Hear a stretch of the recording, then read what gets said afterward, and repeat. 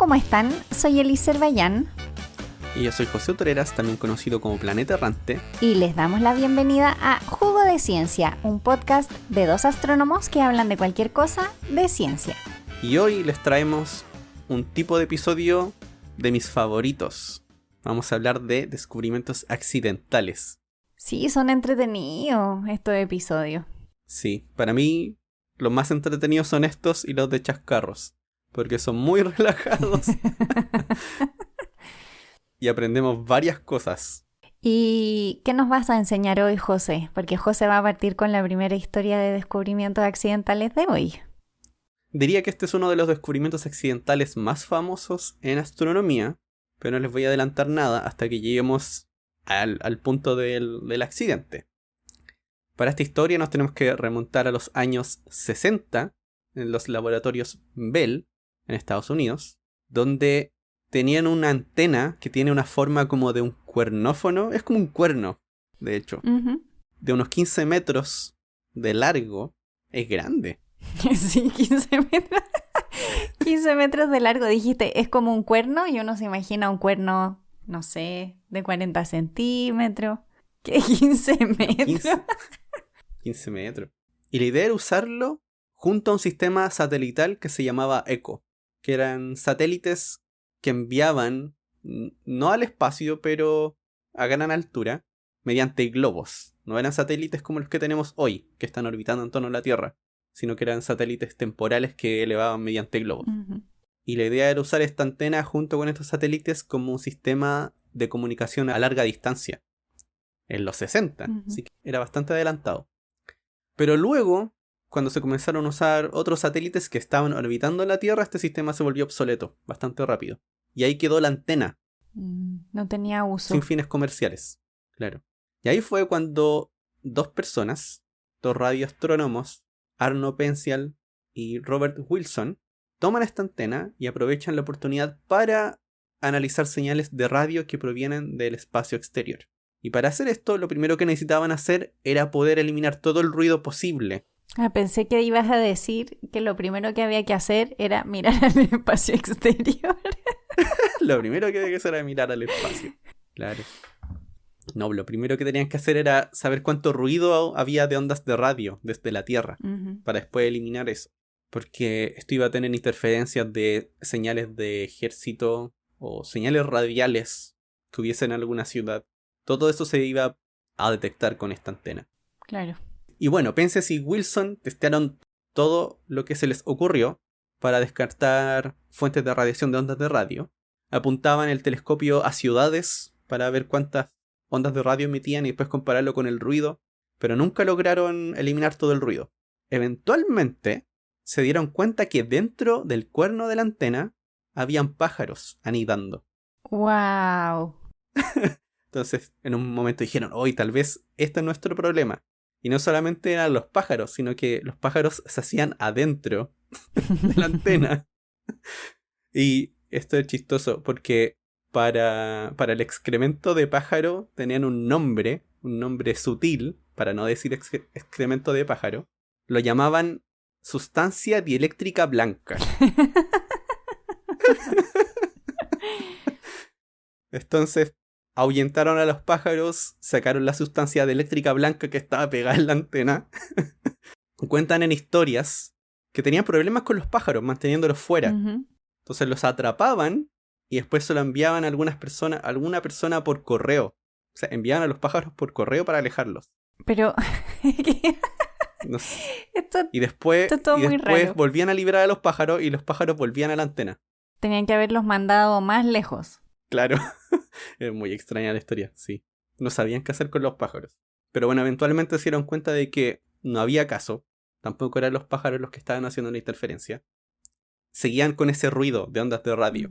Y era un ruido que, lugar al que miraran, estaba ahí presente. Porque en principio lo que querían hacer era apuntar también a los espacios entre galaxias, a esos que se vieran bien vacíos, para ver como algo que llamaban el brillo de fondo del universo, como la temperatura del universo, que de hecho ya había sido descubierta por alguien, pero que nunca les dio el significado que les vamos a explicar ahora. ¿Ya?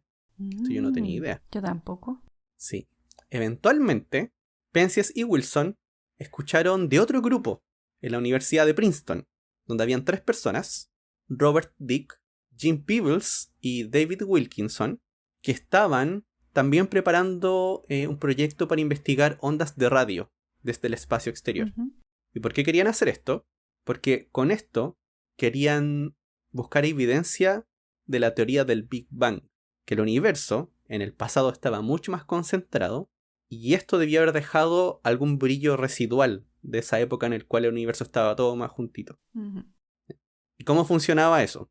En el pasado, cuando el universo estaba todo más juntito, la materia y la radiación estaban juntos como en una única sopa de materia y de luz. Y era luz que constantemente estaba chocando con las otras partículas, así que estaba como atrapada dentro de la materia. Ujú.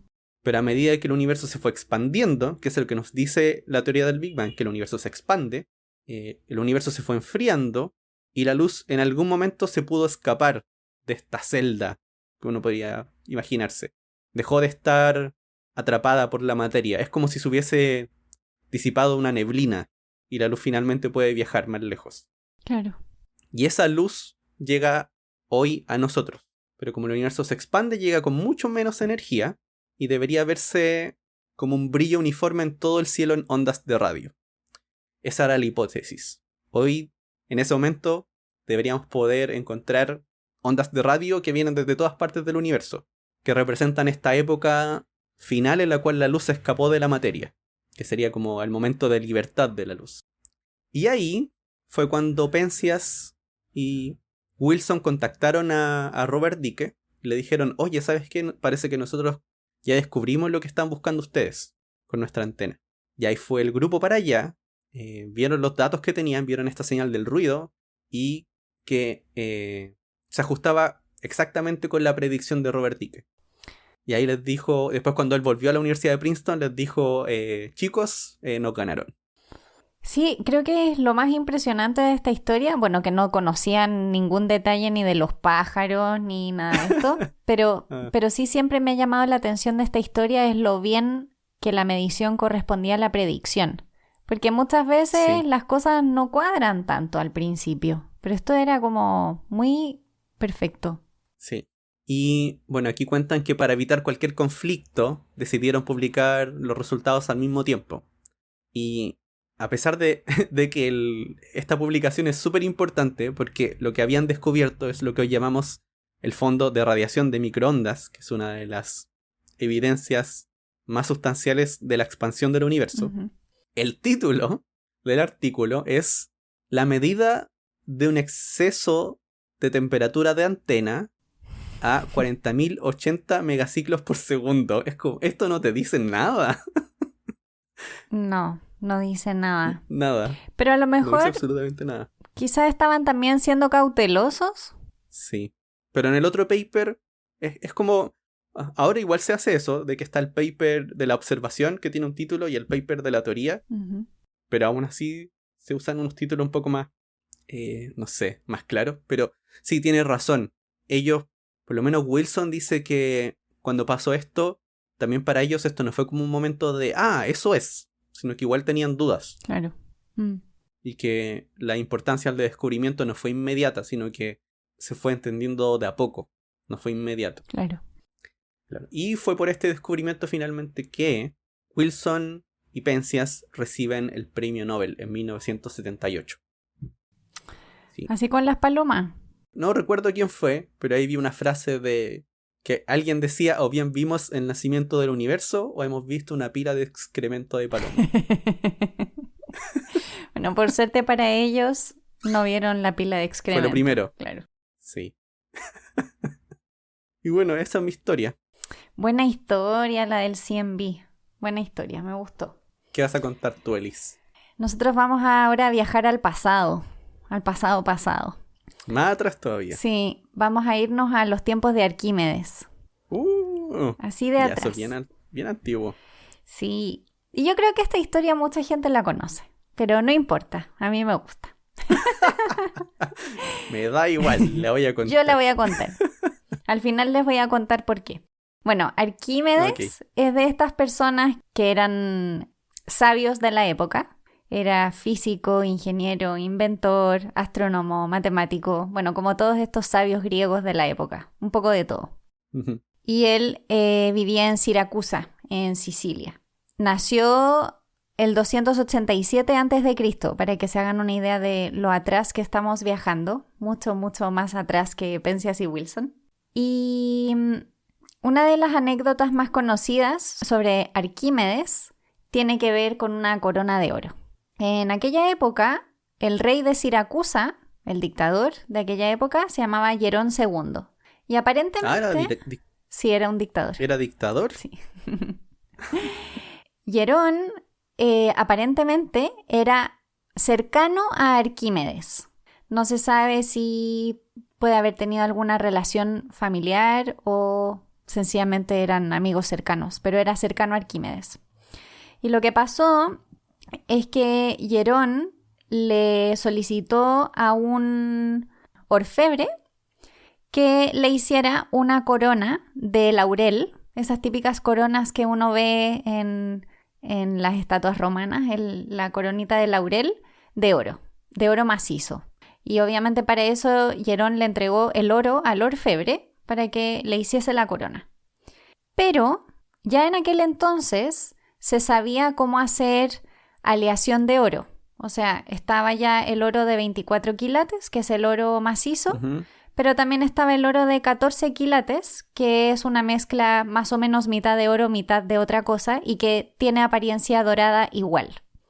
Entonces, ya. Pensando... Es como el chocolate del supermercado, comparado con el chocolate de verdad. Claro, visualmente tiene la misma pinta. Pero no saben igual. Claro. Entonces, la pregunta era, ¿cómo voy a saber yo que la corona que me están haciendo es la corona, es de oro macizo?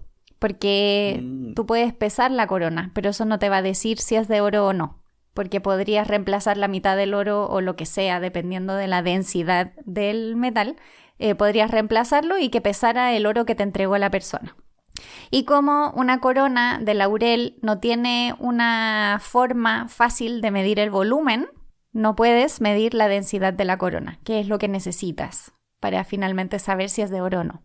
Entonces le dio la tarea a Arquímedes de encontrar una forma, obviamente sin destruir la corona, o sea, no podía ni romperla ni podía fundirla, de saber... Ni podía robársela, venderla y cambiarse de país, tampoco. No, yo creo que no. Esa no debe haber sido opción. Entonces le pidió que, por favor, buscara una forma para saber si la corona era de oro o no. Y aquí es donde obviamente empieza la historia, ¿no? Cómo Arquímedes lo logra. Arquímedes ya trabajaba en temas de volúmenes y densidades. Y también en temas de hidrostática, en temas de empuje del agua, por ejemplo. Entonces estaba, digamos, involucrado en un área de investigación que podía llevarlo a la respuesta de cómo hacerlo. Pero la historia dice que fue a darse un baño a los baños públicos de la ciudad y estaba la tina llena de agua hasta arriba. Y cuando él metió una pierna, bueno, en realidad no sabemos si fue una pierna, tampoco sabemos si esto sucedió de verdad, pero imaginémonos, metió una pierna en la tina y parte del agua se rebalsó. Después siguió metiéndose en la tina y más agua se rebalsó, a lo que él dijo, el volumen de agua que está saliendo de la tina es el volumen que yo estoy metiendo en la tina. Ese era como... se está desplazando. Yo estoy pensando en lo que yo... Sí, yo estaba pensando en lo que yo pensaría. Oh, me pasé en el agua. Ese sería mi primer pensamiento. Entonces, dice la historia que cuando se dio cuenta de esto, gritó su famosísima frase, bueno, palabra en realidad, salió gritando Eureka, lo encontré, porque había encontrado la solución. ¿Se vistió antes de salir gritando Eureka? No lo sé, eso no lo cuenta en la historia. No, de hecho sí, la historia cuenta que salió desnudo, tanto fue... ¿En serio? Sí, tanto fue su emoción que salió desnudo corriendo, no se dio cuenta de que no tenía la ropa puesta y salió gritando por la plaza que había encontrado la solución. Entonces le dijo al rey y tomaron la corona, la sumergieron en agua, pudieron calcular el volumen y con el volumen y el peso de la corona podías saber si era o no de oro, porque sabías cuál era ellos ya sabían de antes cuál era la densidad del oro, entonces calcularon la densidad de la corona y se dieron cuenta de que la densidad de la corona era menor, lo que quiere decir que el orfebre estaba estafando al rey. Obviamente esta historia es muy positiva para Arquímedes, muy poco positiva para el orfebre, que obviamente sufrió las consecuencias de su estafa y fue castigado. Ahora, la parte B de la historia es que hay personas que creen que esto no pudo suceder, porque medir cuánta agua se desplaza no es fácil. Y en la época no tenían los aparatos que tenemos hoy en día para medir con precisión algo de ese estilo. Por ejemplo, si tú sumerges algo en un cubo, cuánta agua realmente sube, eso es difícil de ver si no tienes instrumentos. Entonces se cree que quizás en realidad utilizó su principio de Arquímedes que tenía que ver con el empuje del agua, no realmente con el volumen desplazado. Pero en realidad nunca lo sabremos. Esta es la historia que todo el mundo cuenta de Arquímedes, pero no se sabe si realmente fue que usó eso para medir el volumen. Y yo decidí contar esta historia porque cuando estábamos buscando descubrimientos accidentales, me acordé de un episodio de Érase una vez los inventores. Para los que no conocen Érase una vez, eran unas series de monitos y eran bien interesantes y tenían distintas temáticas. Había Érase una vez la historia, Érase una vez la ciencia, Érase una vez el cuerpo humano, Érase una vez los inventores era una de ellas. Ah, ya. A mí me suena el del cuerpo humano, cuando están por dentro del cuerpo. Claro. Son de la misma serie, pero hay una que es de inventores. Y en el de inventores, no sé por qué, me acuerdo perfectamente de la escena cuando sale Arquímedes gritando desnudo por la plaza Eureka. Como que es algo que me marcó mi infancia. Sí. Bueno, también esa historia marcó bastante, porque todos la conocemos. Bueno, no sé si todos, la mayoría. Pero salió hasta en la película Interstellar referenciada. Esto me lo acaba de contar José antes de prender los micrófonos, así que lo voy a dejar a él contarlo, porque yo vi Interstellar, pero no me acordaba. Sí, porque ahí Murphy, ya ni me acuerdo bien si era Murphy o Murph. Murphy, creo, ¿no? Estaba buscando solucionar. Nunca explicaban exactamente qué era lo que estaban haciendo, solamente hablaban de solucionar el problema de la gravedad. Pero nunca tuve claro realmente qué estaban haciendo. Y finalmente solucionan el problema, que todavía no sé cuál es. Pero cuando lo logra, sale de su oficina corriendo, con todos sus papeles, los tira al aire y grita ¡Eureka! Y ahí dice, siempre quise hacer esto. Bueno, incluso ella en el futuro también conocía la historia de Arquímedes. Sí. Yo ahora no voy a ir más atrás en el tiempo, voy a ir hacia el presente, más cerquita. Mucho, mucho más cerca. Esto es más o menos por el 2008, pero esto sigue hasta el día de hoy. Es un accidente que pareciera, no sé, a mi entender, abrió todo un área de investigación. Noticia en desarrollo. Claro, noticia en desarrollo. Esta historia empieza el 2008 con la bióloga Liz Tibbets, que en ese entonces era estudiante de posgrado, ¿ya? Y estaba estudiando la jerarquía social de una colonia de avispas papeleras. ¿Qué son las avispas papeleras? Son unas avispas que toman trozos de árboles para hacer sus nidos, los van mordiendo y con esa madera hacen su nido. Pensé que hacían papel. Entonces hacen como un nidito de papel, pero es como un nido de papel, sí, de cierta forma. Y para estudiar este comportamiento social de las avispas, quería ver cómo se comportaban distintas colonias o qué hacía cada avispa. Necesitaba distinguirlas para poder ir registrando lo que iban haciendo durante el día. Y para ello les pintó puntos de colores en sus espaldas y así diferenciarlas y reconocerlas en los videos. Porque no se iba a poner ahí a verlas todo el día trabajando. Grababan un video y después revisaba el video. Y una etiqueta le iba a quedar un poco grande. Claro. Y yo me imagino que debe haber sido por falta de sueño, ya que era estudiante de posgrado. Se equivocó. Se equivocó al marcar algunas de las avispas y no se dio cuenta hasta que recién revisó el video. O sea, las avispas ya habían trabajado harto rato, ya habían estado haciendo sus cosas, interactuando, y después cuando dijo, ya, ahora voy a revisar el video, ahí fue como, oh, me equivoqué. Y aquí me imagino que debe haber sentido como el mundo sobre sus hombros. El sudor frío de los estudiantes de posgrado. Sudor frío. Hoy voy a tener que hacer todo de nuevo. Debe haber pensado eso. Que es terrible cuando eso pasa. Tengo que hacer todo de nuevo. Es terrible. Mensaje para los que estén estudiando posgrado. Respalden. Sí, toda la razón. Pero no perdió la esperanza y trató de buscar alguna otra manera de no perder estos datos. Y se puso a ver las avispas de cerca. Y se dio cuenta de que las caras de cada avispa eran distintivas. Tenían distintos colores, distintas formas, distintas manchitas. Tenían unas cejas de colores diferentes. Y podía reconocer una avispa de otra solamente al verles la cara. Entonces con esto, Liz se preguntó si tal vez las avispas también eran capaces de reconocerse entre ellas viéndose el rostro. Y en ese tiempo esto no era una idea muy creíble de que pudiesen reconocerse individualmente. Tal vez sí como colonia, pero no individualmente avispa por avispa. Y bueno, aquí lo que hizo Liz fue hacer como un... ¿Cómo se llama esto? Un makeover. Maquilló a las avispas. Y una vez que las volvió a introducir a sus colonias, sus compañeras las dejaron de reconocer y las comenzaron a atacar. Y ahí se dio cuenta que efectivamente reconocían las caras. Y a partir de esto, ahora Liz Tibbets es académica. Si ustedes buscan investigaciones sobre reconocimiento facial de avispas, van a encontrar no solamente a Tibbets, sino que a estudiantes de ella que están investigando aún en esta área. Porque hay avispas que reconocen caras completas y no pueden reconocer como partes de un rostro. Y hay otras que sí pueden reconocer solamente una parte del rostro en lugar del rostro completo. Aunque ahí hay un poco de duda realmente si eso es así, pero al parecer hay diferencia entre los tipos de avispas.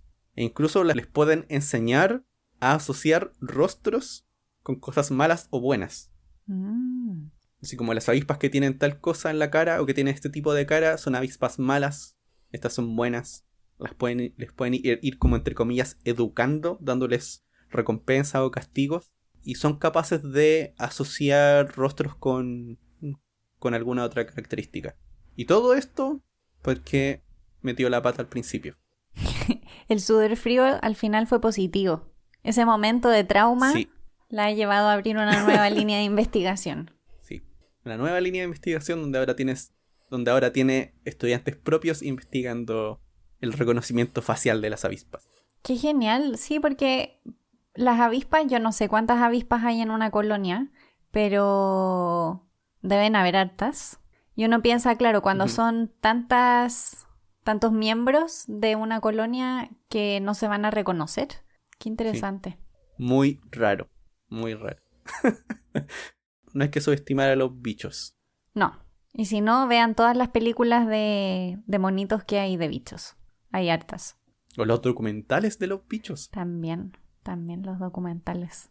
Ahí los invitamos. Yo los invito a ver los documentales de la BBC. Hay algunos de insectos que son súper buenos. Bueno, todos son súper buenos, pero ya que estamos hablando de avispas. Y con esto yo creo que nos vamos a ir a una pausa. Ya, nos vamos a una pausa.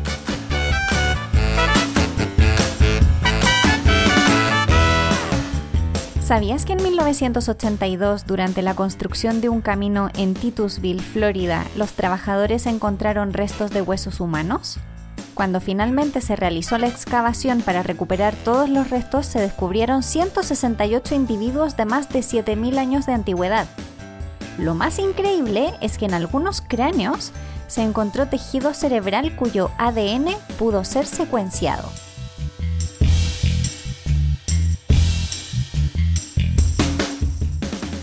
Y volvemos. Ups. Más descubrimientos accidentales. Ups. Así podría haberse llamado el episodio. Ups. Pero son ups buenos, porque luego pasan cosas buenas. Claro. El problema es cuando es malo y te quedas ahí con la metida de pata nomás. Ya, y ahora voy a partir yo con una historia que parte la historia en el año 1798. En Francia. Estos son 9 años después de la Revolución Francesa y las relaciones entre Francia y Inglaterra no andan muy bien. La verdad, no sé si han andado muy bien alguna vez, pero en aquella época andaban mal, digamos, No, derechamente. sí, pareciera que siempre fueron mal. Sí. Las cosas están mal e Inglaterra se niega a firmar un acuerdo de paz con Francia. Y es en ese momento que mandan a Napoleón Bonaparte a Egipto a luchar contra los ingleses. O sea, esto ya son como las guerras llevadas a otros territorios, básicamente. Y la idea era atacar las líneas comerciales o el comercio que tenía Inglaterra en la zona y que se movía hacia Inglaterra. Entonces, si cortaban eso, le hacían harto daño a la corona. Entonces, esa era la estrategia. Pero una de las cosas, digamos, buenas, no sé si en realidad hay cosas buenas en las guerras, pero algo que se les ocurrió fue hacer una comisión de las ciencias y las artes y ¿Para la guerra? para ir a Egipto junto con los soldados y poder estudiar todo mientras están en la guerra. Porque en el fondo si vas a desplazar un gran número de tropas, ya metes un número de personas que puedan estudiar y aprovechas, digamos, del viaje en un 2x1. Y en esta comisión no habían solo 1 o 2 investigadores. No. Napoleón lleva a más de 160 personas con él. 160 personas Tanta a gente. investigar todas las piedras del antiguo Egipto que estaban por ahí. Pero gracias a eso es que tenemos esta historia. El 15 de julio de 1799 están en una expedición en el norte de Egipto, en la ciudad que es conocida como la ciudad de Rosetta. Y hay en esa ciudad un fuerte que había sido construido en el siglo XV y le piden a las tropas que tienen que reforzar el fuerte para poder proteger y defender a la ciudad. Y ahí es donde realmente sucede toda la magia, porque empiezan a remover piedras y ahí es donde uno de los soldados, que se llamaba Pierre-François Xavier Bouchard, el nombrecito, se encuentra con una estela de granito negro. Y no se sabe bien si la encuentra removiendo piedras, si la encuentra como parte de un muro, si la encuentra en el piso, pero el punto es que la encuentra y se da rápidamente cuenta de que es una piedra bien especial. Primero por el material y además porque es una piedra que tiene inscripciones en 3 idiomas. Entonces, esta parte me la estoy inventando, pero probablemente se la debe haber mostrado a sus superiores y lo mandan de vuelta al Cairo con la piedra para que se la lleve al nuevo Instituto de Egipto que había sido abierto en la ciudad, para que estos sabios que viajaban con las tropas pudieran revisar la piedra. ¿Y reconocieron los idiomas? Claro, la piedra tiene textos en 3 idiomas. Uno es el griego, otro es jeroglíficos y el tercero es escritura demótica. Demótica es una palabra bien extraña en realidad. Sí, emoticones. 13, 8, ¿qué más? No sé. No se me ocurre ningún otro emoticón ahora. La caca con carita. Bueno, pero ellos ven la piedra, se dan cuenta, por supuesto, de lo interesante que puede ser.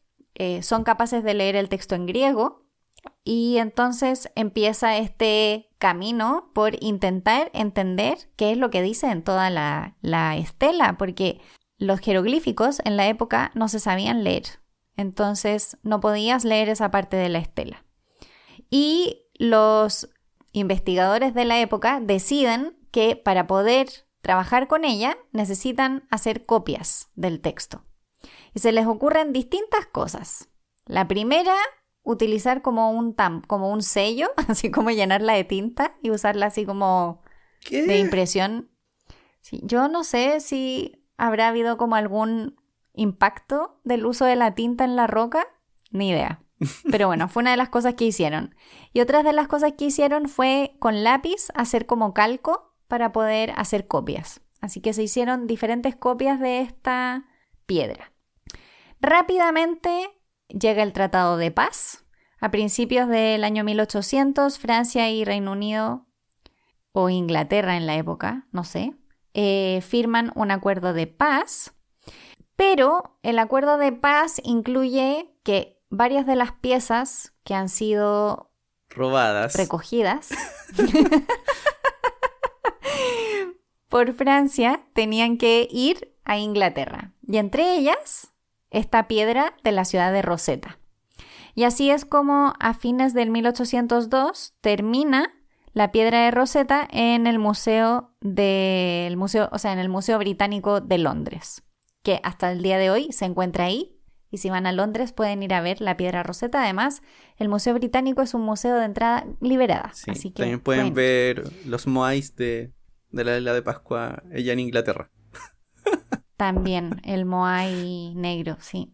Pero ahí no termina todo, porque hasta ahora es una piedra de granito negro con un texto en 3 idiomas. Me imagino que piedras con textos en Egipto deben haber encontrado muchas. Pero es en el año 1822 que Jean-François Champollion decide que no se la va a ganar y que él quiere trabajar con el texto de la piedra Rosetta. Y se entera de que habían varias copias de la piedra, porque bueno, ya les conté que habían estado ahí con tinta y con lápiz y qué sé yo, así que habían copias.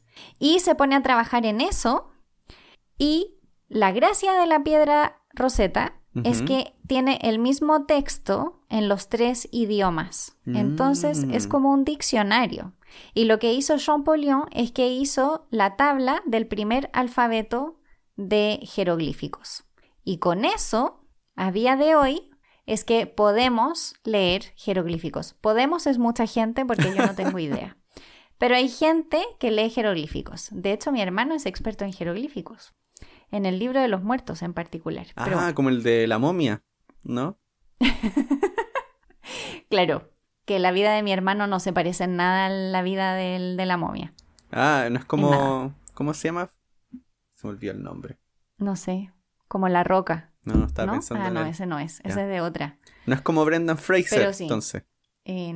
No, de hecho no. Pegándola a las momias, No. a los esqueletos. No, yo creo que más bien es una persona que ama las bibliotecas, diría yo. Pero sí. Igual Es como, me parece entonces superinteresante. sería como Rachel Weisz en la película de la momia. Porque ella era la que le Pero gustan las bibliotecas, ¿o no? Y sabía leer los jeroglíficos. Claro, ahí, en tiempo real. Lee esto que nos van a comer las momias. Así, más o menos. Trajo Bueno, y así extremo el de con tu los hermano. refuerzos. Sí, oye, sí, no vamos a contar aquí las historias de la vida de los egiptólogos, pero sí. Digamos que tiene varias historias para sus nietos. Pero así con la guerra en Egipto y con los refuerzos de los fuertes. Creo que hay 2 cosas clave. Una, haber llevado personas de ciencia y de arte al lugar para que pudieran saber qué cosas eran de valor o no.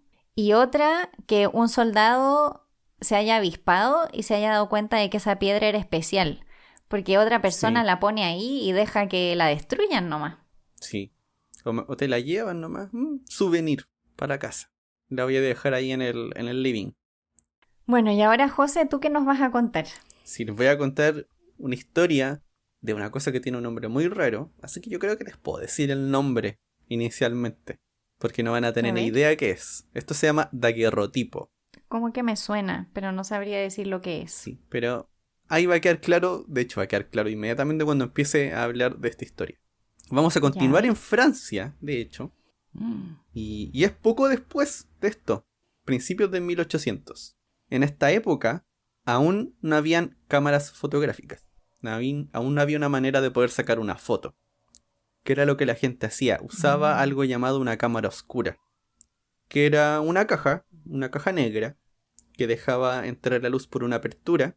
Y podría ser la apertura sola o una lente. Y ahí al entrar la luz, del otro lado se formaba una imagen invertida de lo que entraba por la apertura. ¿Ya? Pero esa imagen quedaba ahí para verla solamente. Lo que hacía alguna gente era, sobre esa imagen que se proyectaba del otro lado, ponían un papel y se ponían a dibujar encima. Así que lo que hacían era calcar una imagen con un papel. Mm. Esa era más o menos una forma de tomar una fotografía. Ahora imagínense, bastante lento, bastante tedioso porque tienes que estar dibujando todo. Claro. Pero había algunas personas... A lo mejor también, ¿Sí? a lo mejor ellos también calcaron la piedra Rosetta. Tal vez. Claro que esta es una forma de calcar no invasiva, porque Ujú. calcas una proyección solamente. Mm. Y habían algunas personas que comenzaron a notar que podían hacer esto con algún químico. Entre ellos alguien llamado Joseph Niepce, que lo estaba usando un material que se llama asfalto o betún de Judea, que se vuelve más insoluble al estar expuesto al sol. Entonces, ¿cuál era la idea de esto? Poner alguna lámina con este asfalto dentro de la cámara oscura. Cuando le llega la luz, le llega la proyección de la imagen, los lugares que reciben más luz van a ser más difíciles de lavar. Entonces, pues cuando tú lavas la placa, vas a tener una imagen. El problema, eso sí, es que no era muy práctico. Hay unas diferencias en cuándo fue exactamente cuando hizo esto. Hay fuentes que dicen que fue en 1822 o que fue en 1826. Pero era poco práctico porque el proceso para tomar la foto tomaba mucho tiempo. Así que no podrías tomar la foto de una persona con esto. Ya. Y aquí es cuando entra otra persona a la historia que se llama Louis Daguerre, Ujú. que él obtiene una cámara oscura para hacer estos experimentos y escucha acerca del experimento o de esta cámara que había logrado hacer Joseph Niepce, que le llamaba un heliógrafo. ¿Por qué heliógrafo por...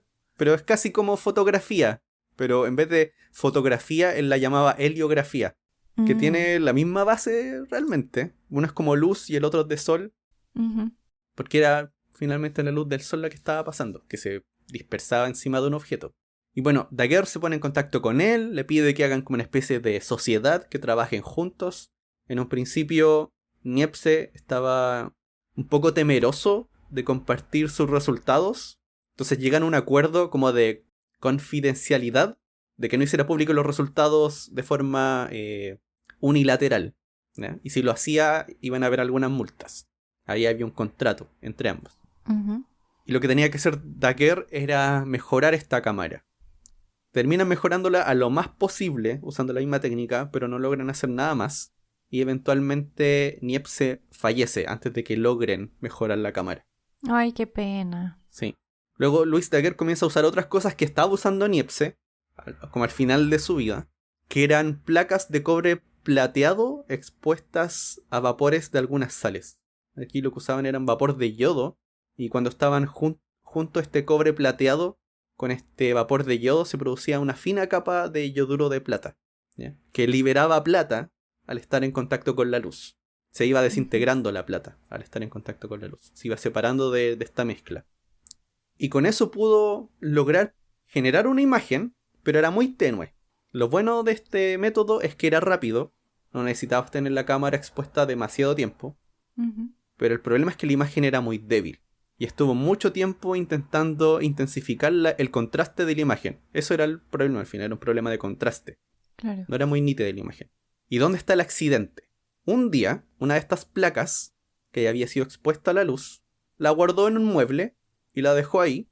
Así como, ya, me aburrí de esto, voy a guardar esta en un mueble, después la veo de nuevo. Y luego de varios días, cuando va a buscar esta placa olvidada en el mueble, se da cuenta de que la imagen ahora está muy nítida. Mm. Esto es como cuando uno tomaba esas fotos de... ¿Cómo se llamaba esa cámara? Que salían las fotos y tenías que dejarla como Hacer el proceso de a oscuras revelación. un... Sí. Sí, sí, pareció a eso.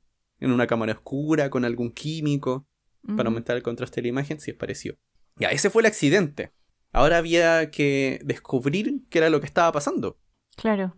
Y Daguerre, como buen científico, lo que comenzó a hacer fue repetir el experimento, repetir la toma de la foto, dejándolo en el mueble e ir sacando de a una las cosas que estaban en el mueble, para ver cuál de todas las cosas que estaban en el mueble era la que estaba produciendo la imagen.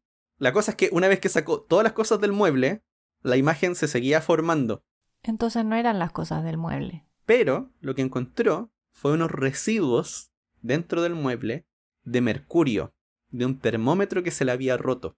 Entonces lo que pensó ¿Cómo se fue... le rompe? ¿Cómo se le rompe un termómetro de mercurio y no se da cuenta? No sé. Bueno, de ahí voy a mencionar algo sobre el mercurio. Pero se le rompió un termómetro de mercurio que había desparramado unas gotitas dentro de este mueble. Y ahí dijo, ajá, entonces tal vez sea el vapor del mercurio el que intensifica la imagen. Y efectivamente era eso. Ese vapor de mercurio interactuaba con estos residuos de plata y creaba una reacción que intensificaba este contraste en esta placa, que sería una placa fotográfica. Sería una de las primeras placas fotográficas exitosas. Y ahí es cuando comienza el área de la fotografía ya de manera más, podríamos decir, comercial, porque de aquí en adelante la gente comienza a usar esta técnica para tomar fotos, que en principio se llamaba un daguerrotipo, no se llamaba una cámara fotográfica.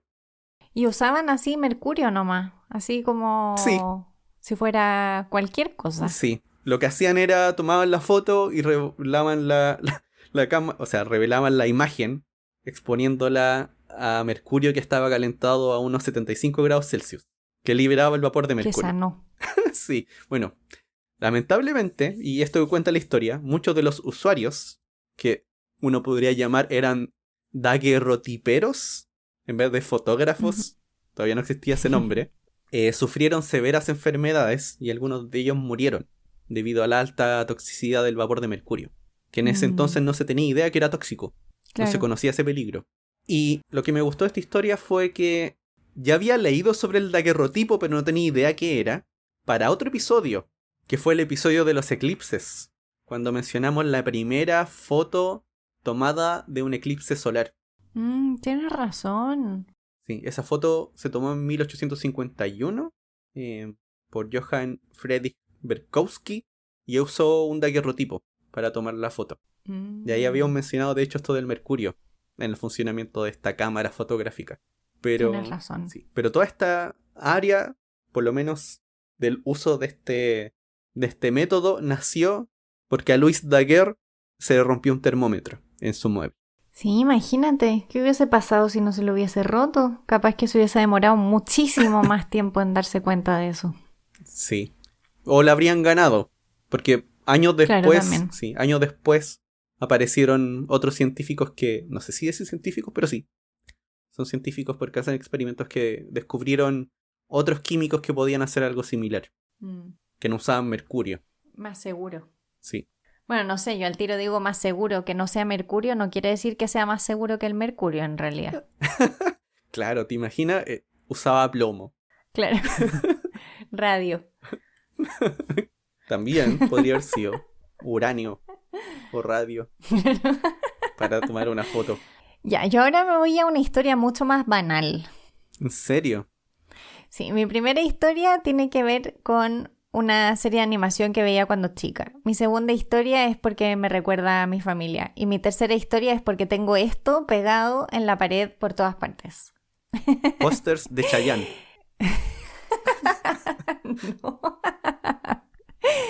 No tengo pósters de Chayanne. Pero ya van a ver. Se van a dar cuenta rápidamente de lo que es. Aquí nos vamos a 1968. Uh-huh. Donde un químico llamado Spencer Silver, que trabajaba para la empresa 3M, se le solicitó que desarrollara un pegamento muy fuerte para la industria aeroespacial. ¿Para pegarle las alas a los aviones? Y hacerlo todo rápido. No sé exactamente para qué, pero tenía que hacer un pegamento. Y le habían pedido un pegamento muy fuerte, pero en sus experimentos desarrolló todo lo contrario. Desarrolló un pegamento muy débil. Tan débil que las cosas que se pegaban luego se despegaban con mucha facilidad y no dejaban ningún residuo. Y estaba hecho de microesferas acrílicas. Si se fijan, los post-it igual tienen como... Pero diste el pegamento. spoiler. Oh, di el spoiler. Bueno, no importa. Di el spoiler. Tienen como un pegamento que tiene como una especie de textura. No es un pegamento liso. Bueno, ahí están las microesferas. Y en todo caso no llegó rápidamente al post-it, les aviso el tiro. Ya. La historia es más larga. Entonces, claramente este pegamento no le servía a la industria aeroespacial. ¿Se imaginan hubiesen usado este tipo de pegamento en la industria aeroespacial? Bueno, pero aún así había desarrollado esto, había encontrado este tipo de adhesivo y pensaba para qué podía ser utilizado. Durante 5 años estuvo haciéndole presentaciones a sus colegas de su empresa de 3M una y otra vez para ver si a alguien se le ocurría para qué podían utilizarlo, porque de repente uno encuentra cosas que uno no les ve el uso, pero eventualmente alguien puede encontrarlo. Y una de las cosas que a él se le habían ocurrido era utilizarlo como en las chinchetas. ¿Qué es una chincheta? Ahí, en estas pizarras de corcho, cuando uno... cositos que tienen un pinchito. Sí. ¿Cómo se llaman? Creo que les decimos chinches. Bueno, eso. Ya. La idea era como, en vez de usar eso, utilizar este pegamento. No me queda muy claro cómo, pero bueno. Si el nombre es chincheta. Oh. Tu amiga diciéndole mal el nombre a esto. Bueno, y pasaron los años y finalmente, en el año 1971, otra persona que trabajaba en 3M, que se llamaba Arthur Fry, formaba parte de un coro de la iglesia presbiteriana. Y como todos los fines de semana, iba a cantar y en su libro metía marcadores de página, marcadores con notas y cosas así. Y estaba harto de que se le cayeran al piso todo el tiempo. O sea, metía los papelitos y se le iban cayendo. Y en eso se acordó de este pegamento de Spencer Silver, porque el problema de los papelitos es que se caían. Si tú lograbas que se quedaran pegados a la página sin echar a perder la página, era perfecto para lo que él quería.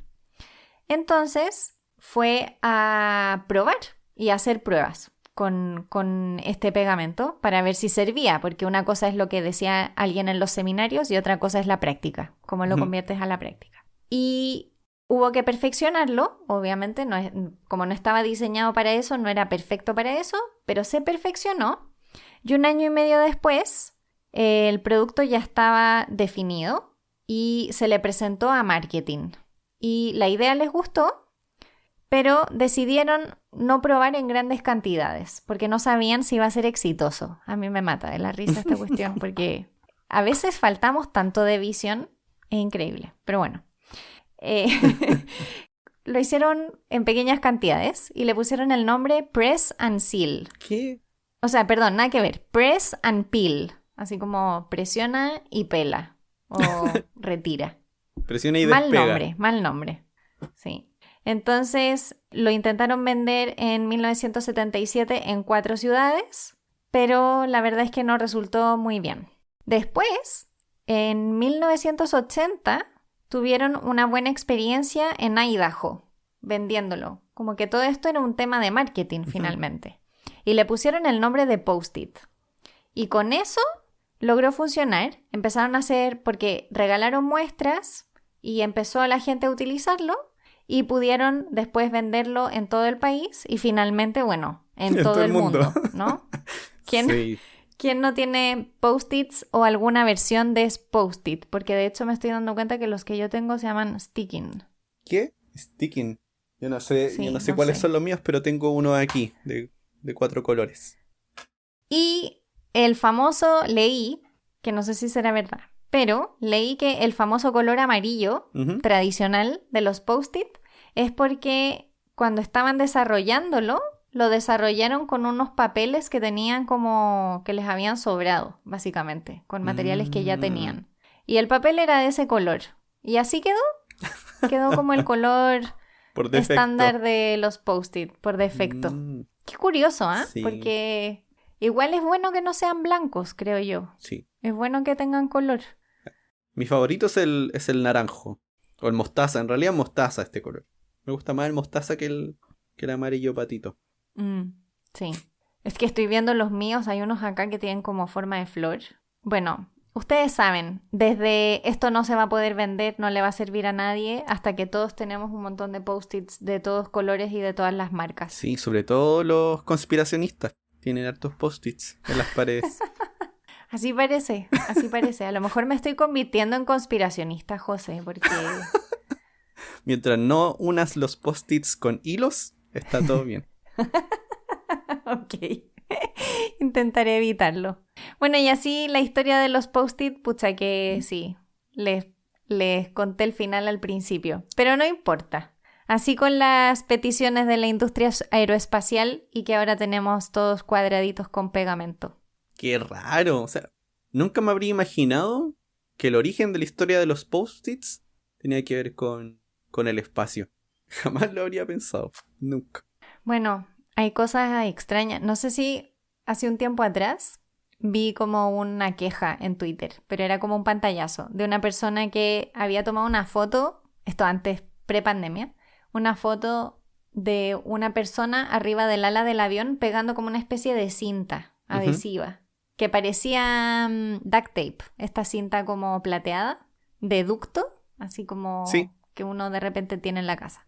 Y había puesto como, esta compañía aérea es tan charcha que pega las alas con duct tape. Y como que no era subido a las redes. Y claro, es un tipo de cinta, pero no es la de ducto, pues es una cinta especial para aviones, que está hecha, no sé, aguanta velocidades como el viento, no sé, es súper mega resistente. Y me dio como risa porque son formatos que uno asocia a cosas, pero que en realidad en el mismo formato hay todo tipo de productos. No se me hubiese ocurrido que había cinta aeroespacial o de aviación. Sí, tampoco, pero de cualquier manera me daría miedo subirme a algo que está pegado con scotch. O sea, José subiría su queja a Twitter. Sí. No, yo no subo la queja, me bajo.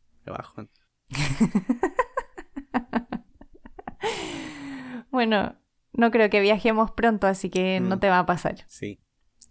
Ya, y bueno, antes de finalizar el episodio, quería compartir con ustedes algunas cositas. ¿Qué cositas? Lo primero es dar la bienvenida a una nueva mecena en Patreon, que se llama Francisca. Gracias, Francisca. Bienvenida a nuestra familia Patreon. Sí, bueno, ahí aprovecho de también agradecer a Francisco, Marcia, Carlos, Carolina, Rodrigo, Camilo, Paula, Pedro y Armin por su apoyo en Patreon. Aquí me aseguro diciéndoles su nombre porque ninguno se repite hasta ahora. No hay nombres repetidos. Sí, y también algunos mensajes que nos llegaron. Uno que nos hizo sentir muy aliviados, a ambos, de Eduardo Morgado. Sí, ese mensaje a mí me dio mucha paz. ¿Cierto? Sí. Bueno, aquí se los leo. Dice: hola, como petrólogo ígneo o magmatólogo y volcanólogo, lo pasé muy bien escuchando el último episodio de Jugo de Ciencia, el de volcanes. Siempre los escucho y me gustó que por primera vez tocaran un tema de volcanes. Y ahí nos mandó saludos. Y ahí le pregunté por lo del magmatólogo, porque nunca lo había escuchado, pero ahí dijo que quiere decir que es petrólogo ígneo. Pero Me estás dejando exactamente igual. sí, pero que magmatólogo lo deja como un poquito más claro. Como una traducción no oficial. Ya. Que más, de hecho, yo encuentro que también es mucho más claro decir magmatólogo. Sí, en realidad me dice lo otro y como que no me queda claro. Magmatólogo, puedo hacerme una idea. Sí, me lo puedo imaginar. Me puedo imaginar a esa gente que va a sacar magma. No sé, esa gente que va a sacar magma ahí al ladito del volcán. ¿La has visto? Sí, he visto ahí con trajes así como que parecieran astronautas. Sí. Pero es para el calor. Sí, y también tengo otro mensaje que este estaba hace algún tiempo atrás. Un mensaje de Marisa que dice: hola, estaba escuchando su programa de científicas, el primero, pero aquí se refiere al que hicimos sobre Jocelyn Bell y María Merian. ¿Mm? Y dice, y me acordé que dice, inspirada en su programa, hizo algo inspirada en nuestro capítulo, Eris. Un trabajo para la universidad. Y dice, yo estudio bibliotecología y un día seré bibliotecaria. Y dice, ya sé, bien emocionante. A mí me gustan las bibliotecas. De hecho, con esto me encantaría estar todo el día leyendo. Aunque eso no es lo que es un bibliotecario, pero... o tal vez sí, no sé. La interpretación libre Sí. del trabajo de un bibliotecario Lees todo según el día, José. claro, lees todo el día, que en realidad no es eso. Y dice, mi trabajo fue sobre tintas e ilustración científica y me lo mandó y es precioso. Son Ay, yo también quiero verlo. como historias de científicos, científicas y las ilustraciones que van haciendo. O sea, muestra esta combinación entre ilustración y ciencia y conocimiento. Habla de Leonardo da Vinci, de María Sibylla Merian, Madeleine Porte, y tiene dibujos de muchas cosas, de flores. sobre todo hay flores. Qué Algunas buen plantitas. trabajo. Hay un calamar también. Es increíble este trabajo. Me hace sentir feliz. Me hace sentir feliz que aportamos por lo menos en la inspiración. Por lo menos tal vez un poquito en la inspiración. Pero este trabajo está maravilloso. Qué bueno que disfrutan y que les sirve. Eso a nosotros nos da ánimo y ganas de seguir. Sí, nos da mucho ánimo. Así que ya saben, ahí nos pueden escribir y vamos a leer sus mensajitos acá y también van a saber qué tan bien o qué tan felices nos hacen. No sé si eso sea una gran recompensa realmente, pero nos hacen felices. Y aprovechamos de recordarles que si quieren formar parte del grupo de nuestros Patreon, pueden ir a patreon.com/jugodeciencia y ahí nos pueden apoyar. Y recuerden que si quieren ponerse en contacto con nosotros, nos pueden seguir en redes sociales. Somos Jugo de Ciencia en Twitter, Instagram y Facebook. O también nos pueden escribir directamente a jugodeciencia@gmail.com. Esperamos que este episodio les haya gustado mucho y nos vemos en el próximo. Chao, chao. ¡Chao!